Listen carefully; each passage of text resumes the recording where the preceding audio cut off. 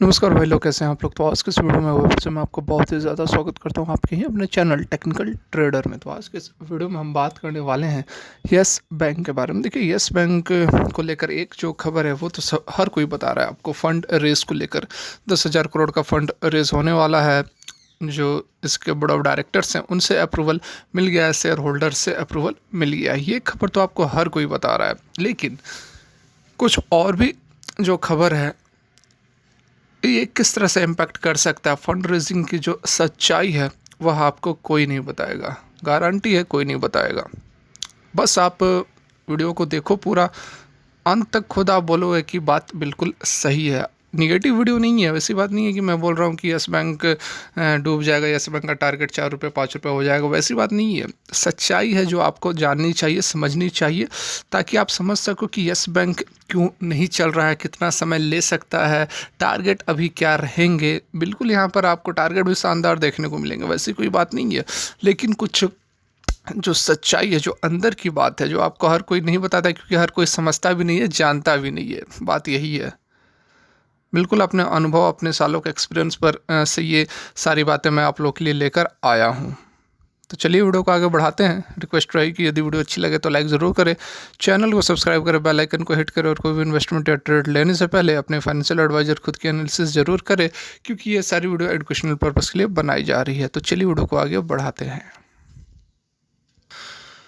तो आज की यदि हम बात करें तो आज हमें कोई ख़ास इसमें तेज़ी देखने को नहीं मिली। हल्की गिरावट थी, बहुत बड़ी गिरावट भी नहीं थी, तो ऐसी कोई चिंता की बात नहीं है। ठीक है, यहाँ पर हम बात करने वाले हैं फंड रेज को लेकर जो सच्चाई है। देखिए, फंड रेज क्यों किया जाता है, आप सभी नॉर्मली तो जान ही रहे हैं कि किसी भी कंपनी, किसी भी इंस्टीट्यूशन को पैसे की ज़रूरत होती है, अपने बिजनेस को चलाने के लिए, बढ़ाने के लिए पैसे की ज़रूरत होती है, तो वहाँ पर फंड रेज किया जाता है। और नो डाउट यह एक अच्छा स्टेप है, ठीक है, नो डाउट। लेकिन फंड रेज किस तरह से किया जाता है, इस पर भी बहुत कुछ यहाँ डिपेंड करता है।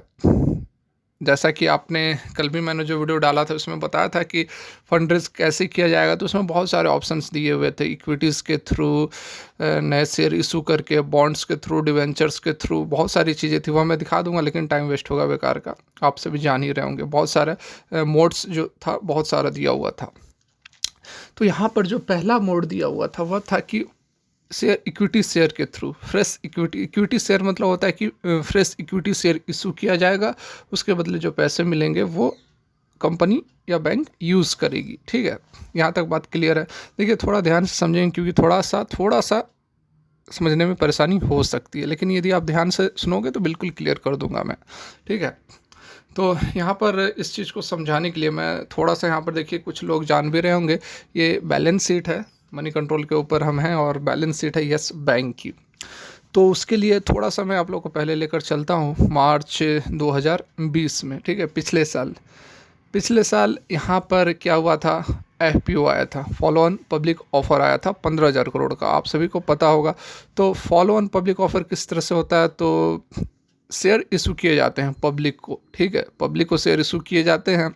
फंड रेज, उस समय फंड रेज की ज़रूरत थी, 15,000 करोड़ रुपए की बैंक को ज़रूरत थी, क्योंकि वहाँ पर नया नया बैंक को बचाया गया था। एसबीआई ने टेक ओवर लिया था, जैसे तैसे करके बेल आउट किया गया था, और उस समय फ़ंड की बहुत ज़्यादा ज़रूरत थी, क्योंकि कुछ मिनिमम क्राइटेरिया होती है, जैसे कि पी रेशियो बोल रहा हूँ, कॉमन इक्विटी रेशियो वगैरह। तो ये सारी जो है फुलफ़िल नहीं हो रही थी। तो उस समय एनी हाउ कैसे भी जो पैसे की ज़रूरत थी, तो उस कारण से 15,000 करोड़ रुपए को रेज़ किया गया था फॉलो ऑन पब्लिक ऑफर के थ्रू। उस समय आपको पता भी होगा कि जो प्राइस रखा गया था 12 रुपये पर शेयर का रेट रखा गया था। और आपको नॉलेज के लिए मैं बता दूं, थोड़ी बात पुरानी हो गई, तो उस समय जो स्टॉक था वह हमारा ट्रेड कर रहा था 26-27 रुपये के आसपास। जब यह न्यूज़ नहीं आई थी कि एफपीओ के through 15,000 crore Yes Bank raise करने वाली है, उस समय 26 से 27 रुपये के आसपास यस बैंक का प्राइस चल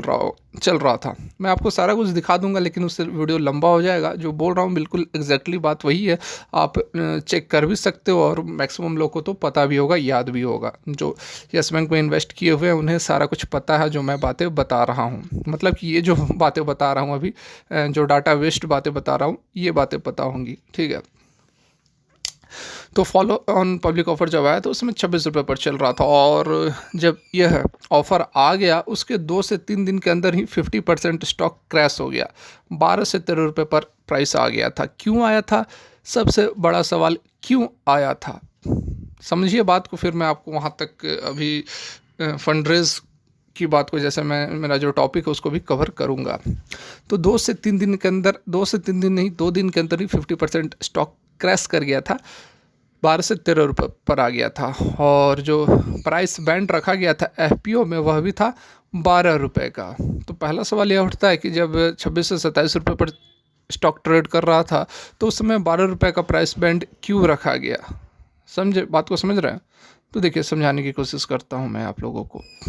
यहाँ देखिए बैलेंस शीट पर थोड़ा नज़र डालें तो ये डाटा देखिए आप, पहला जो डाटा है वह मार्च 2021 का है और दूसरा जो डाटा है वह मार्च 2020 का है। यहाँ देखिए इक्विटीज़ एंड लाइबिलिटीज़ में हम देख रहे हैं equity share capital, share capital की बात करेंगे हम यहाँ पर। जो पहला हमारे पास रॉ है, यहाँ आप देख सकते हैं इक्विटी शेयर कैपिटल। तो ये क्या चीज़ होती है?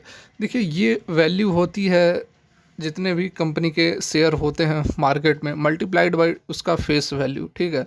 और जब एफपीओ इशू हुआ था उसका फेस वैल्यू 2 रुपये का था और प्राइस बैंड 12 रुपये का था, कंफ्यूज ना हो।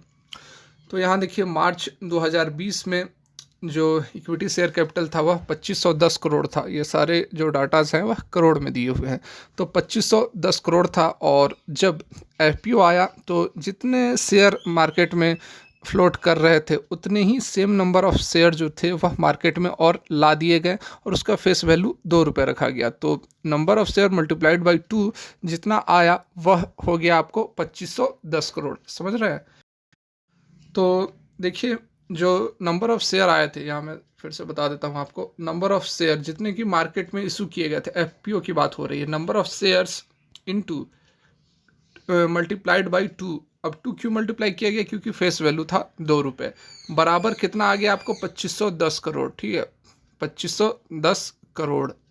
अब ये 2510 करोड़ क्या आया? तो ये 2510 करोड़ आया आपका शेयर कैपिटल, ये डाटा आया आपको टोटल शेयर कैपिटल, ठीक है, 2510 करोड़ टोटल शेयर कैपिटल आया। अब यहाँ देखिए पहले से जो हमारा शेयर कैपिटल था, इक्विटी शेयर कैपिटल कह लीजिए या फिर टोटल शेयर कैपिटल कह लीजिए, पहले से हमारा शेयर कैपिटल था 2510 करोड़, और उतनी ही same number of share market में फिर से उतार दिए गए। जितने पहले से मार्केट में शेयर थे उतने ही नंबर ऑफ शेयर फिर से उतारे गए, मल्टीप्लाइड बाई 2 फेस वैल्यू था इक्वल टू 2510 करोड़। तो पहले से 2510 करोड़ इक्विटी शेयर कैपिटल था मार्च 2020 में, और उतने ही शेयर फिर से उतारे गए। तो 2510 प्लस 2510 हो गए हमारे लगभग यहाँ पर 5010 करोड़ इक्विटी शेयर कैपिटल। देखिए ये डाटा बढ़ गया।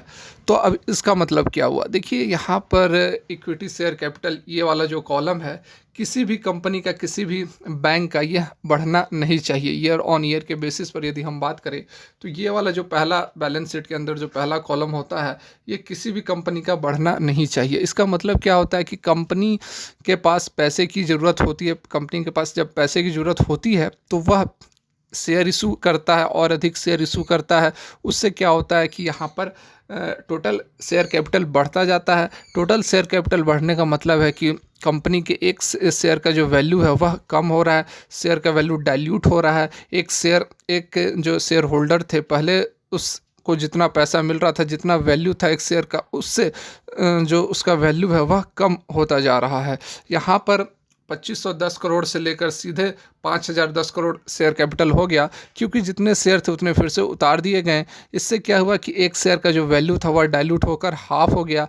पहले ऐसे समझिए कि किसी बाप के 5 बेटे हैं, उनको जो पैसे मिल रहे, मान लो कि 100 रुपये में डिवाइड करने हैं पाँचों को, तो 20 रुपये एक को मिलेंगे। लेकिन यदि 5 से 10 बेटे होते तो एक को 10 रुपये मिलते। तो यहाँ पर वही चीज़ हो रही है। पिछले बार जो एफपीओ आया था उस समय जो शेयर का वैल्यू था वह डाइल्यूट होकर हाफ हो गया था, ठीक है। यही कारण था कि जो एफपीओ का प्राइस था वह 12 रुपये रखा गया था, जबकि एक्चुअल प्राइस जो मार्केट में ट्रेड हो रहा था उस समय यस बैंक उस समय 26 से 27 रुपये पर ट्रेड हो रहा था, क्योंकि उसे पैसे की ज़रूरत थी। उतने ही मार्केट में शेयर उसने उतार दिए, तो उस लेवल पर तो कोई ख़रीदारी करता नहीं। अगर 26 रुपये रखा जाता तो कौन लेता? कोई नहीं लेता। जब उसे यहाँ पर शेयर का वैल्यू जो है वह डाइल्यूट हो रहा है, आधा हो रहा है, तो 26 रुपये पर कौन लेता? कोई नहीं लेता। इसलिए मजबूरी थी उसकी कि जो वैल्यूएशन चल रही थी उस समय उससे हाफ पर उसको प्राइस बैंड रखकर उतारना पड़ा। ठीक है, बात समझ गए होंगे यहाँ पर एफपीओ वाली। तो वही यहाँ पर अब जो खबर निकल कर आ रही है कि फंड रेज किया जाना है, और फिर से कितना फंड रेज किया जाना है? तो 10,000 करोड़। और मोड्स जो दिए गए हैं आपने देखा होगा, इक्विटी शेयर के थ्रू भी एक कॉलम है। ठीक है, आइए दिखाई देता हूँ। तो यहाँ पर आप देख सकते हैं जो बोर्ड ऑफ डायरेक्टर्स ने अप्रूवल दिया है फंड रेज का, approval raising of funds bye issue of equity share. तो ये जो पहला आप देख रहे हैं इक्विटी शेयर को इशू करके, तो यहाँ पर इक्विटी शेयर से कितना फंड रेज किया जाएगा? 10,000 करोड़ में से कितना जो फंड है वह इक्विटी शेयर के थ्रू रेज किया जाएगा, इस पर बहुत कुछ डिपेंड करता है। लेकिन जहाँ तक मुझे लगता है कि बहुत ज़्यादा इक्विटी शेयर के थ्रू फंड रेज नहीं किया जाएगा, क्योंकि उसका डायरेक्टली इम्पैक्ट स्टॉक के वैल्यू पर पड़ेगा। इस कारण से जो इतने मोड्स दिए हुए हैं, debenture, warrant, depository receipt, convertible bonds, तो इसके थ्रू ज़्यादा यहाँ पर फंड रेज किया जाएगा। यदि इक्विटी शेयर के थ्रू फंड रेज किया जाता है तो उसका फिर से इम्पैक्ट आपको स्टॉक के वैल्यू पर देखने को मिलेगा। अब 10,000 करोड़ किया जा रहा है तो लगभग यहाँ पर बहुत सारे शेयर मार्केट में उतारने पड़ेंगे, है ना। तो कहने का मतलब मेरा यही है कि आपको अभी अपडेट देखना पड़ेगा कि आने वाले समय में किस तरह से जो है 10,000 करोड़ का फंड रेज किया जा रहा है। ये जो बातें हैं, ये बातें आपको कोई नहीं बताएगा, क्योंकि टेक्निकल चीज़ है, सारे लोग समझते नहीं है। बस जो न्यूज़ आई उस न्यूज़ पर बस अपना बना देते हैं, बस हो गया, ये हो गया। लेकिन जो आपको सच्चाई बताने की कोशिश मैं कर रहा हूँ, यदि अच्छा लग रहा है तो एक लाइक तो बनता ही है यहाँ पर। देखिए, अब एक और डाउट होगा आपको, वह भी मैं क्लियर करता चलूँ। देखिए, फंड रेज तो अच्छी बात है, तो फिर फंड रेज किया जा रहा है और स्टॉक का वैल्यू गिर रहा है, तो फिर फंड रेज क्यों किया जा रहा है ना। तो देखिए, यहाँ पर फंड रेज करना बैंक के लिए काफ़ी ज़रूरी है। देखिए, दो चीज़ें होती है यहाँ पर। यस बैंक का काम अलग है, अपना बैंक अलग है, और उसका स्टॉक जो है जो कि लिस्टेड है वह अलग है। ये दोनों अलग अलग चीज़ें हैं। जो पैसा रेस किया गया 15,000 करोड़ या फिर 10,000 करोड़ जो किया जाएगा, वह किसके लिए है? वह है बैंक के लिए। बैंक को बेनिफिट हुआ, डेफिनेटली यहाँ पर बैंक को बेनिफिट हुआ, बहुत बेनिफिट हुआ। 15,000 करोड़ रुपए, देखिए सोचिए, आपकी 15,000 करोड़ रुपए फ्री में आ गए यहाँ पर। बैंक का क्या गया? बैंक का कुछ नहीं गया। कोई भी कंपनी लिस्टेड होती है तो उसका स्टॉक से उसको क्या मतलब होता है? स्टॉक का एक ही बार होता है, जब आईपीओ आती है उस समय जिस प्राइस पर वह इशू हुआ वो पैसे बैंक को मिलते हैं या फिर कंपनी को मिलते हैं, जो भी कंपनी का एफपीओ आता है। जैसे यस बैंक का जब आईपीओ आया होगा उस समय वो पैसे मिल गए होंगे उसको, लेकिन उसके बाद उसको बहुत ज़्यादा कोई फ़र्क नहीं पड़ता, मतलब नहीं होता है कि उसका स्टॉक किस तरह से परफॉर्म कर रहा है। यहाँ पर 15,000 करोड़ रुपये की बहुत ज़्यादा ज़रूरत थी, और एफपीओ के थ्रू शेयर इशू करके यदि बैंक को 15,000 करोड़ रुपए मिल रहे हैं तो उससे बैंक को बहुत ज़्यादा कोई नुकसान नहीं है, स्टॉक को नुकसान हुआ है। समझ रहे हैं? स्टॉक जो है वह अपने कंपनी से चलती है, अपने कंपनी जो जिस तरह से परफॉर्म करती है उस तरह से स्टॉक चलती है, ना कि स्टॉक जिस तरह से चलती है उस तरह से कंपनी परफॉर्म करती है। समझने की कोशिश करें तो यहाँ पर जो 15,000 करोड़ रुपए इशू किए गए उसका जो तुरंत जो इम्पैक्ट हुआ वह तो स्टॉक पर हुआ, 2 दिन के अंदर क्रैश हो गया। और अभी भी देखिए, यह भी एक बहुत बड़ा कारण है कि जो इसकी शेयर कैपिटल है वह हाफ हो चुकी है, डाइल्यूटेड हो चुकी है। इस कारण से अभी भी जो है स्टॉक को ऊपर जाने में काफ़ी समस्याएं हो रही है। यह भी एक बहुत बड़ा कारण है जो आपको कोई नहीं बताएगा। यहाँ पर देखिए, 15,000 करोड़ रुपए जो इशू किए गए वह बैंक के लिए तो अच्छा हुआ, लॉन्ग टर्म में बैंक के लिए बहुत ज़्यादा फायदेमंद हुआ। उसके बिना बैंक आगे चल नहीं सकती थी, लेकिन उसका इम्पैक्ट जो सडन इम्पैक्ट स्टॉक पर पड़ा, वैल्यू हाफ हो गई, स्टॉक क्रैश हो गया। लेकिन जैसे धीरे धीरे बैंक रिकवर करेगी, 15,000 करोड़ रुपए से अपना कामकाज चलाएगी, वैसे वैसे ग्रेजुअली जो है स्टॉक की वैल्यू भी ऊपर जाएगी। तो यहाँ पर जो एफपीओ इशू होता है या फिर इक्विटी के थ्रू जो फंड रेज किया जाता है उसका डायरेक्टली इम्पैक्ट और सडन इम्पैक्ट तो स्टॉक के वैल्यू पर ज़रूर पड़ता है, लेकिन लॉन्ग टर्म में जिस तरह से बैंक इन पैसों को लेकर यूटिलाइज करके अपना कामकाज को ठीक करता है, वैसे वैसे फिर बैंक का परफॉर्मेंस जब ऊपर जाता है तो फिर उसका जो स्टॉक है वह भी रिकवर करता हुआ नज़र आता है। इसीलिए मैं आप लोगों को बोलता हूं कि वेट करें, लॉन्ग टर्म का व्यू रखें। सडन यहाँ पर यस बैंक के अंदर आपको चमत्कार देखने को नहीं मिलेगा। तो प्रयास रहा मेरा, अगर बातें आप लोगों को समझ में आई हो तो लाइक किए बिना नहीं जाना, क्योंकि काफ़ी यहाँ पर मेहनत, एनालिसिस, रिसर्च करनी पड़ती है आपको इस तरह की टॉपिक और टेक्निकलिटीज़ समझाने के लिए। तो फिलहाल के लिए वीडियो यहीं तक अच्छी लगी तो थम्स अप। Thank you.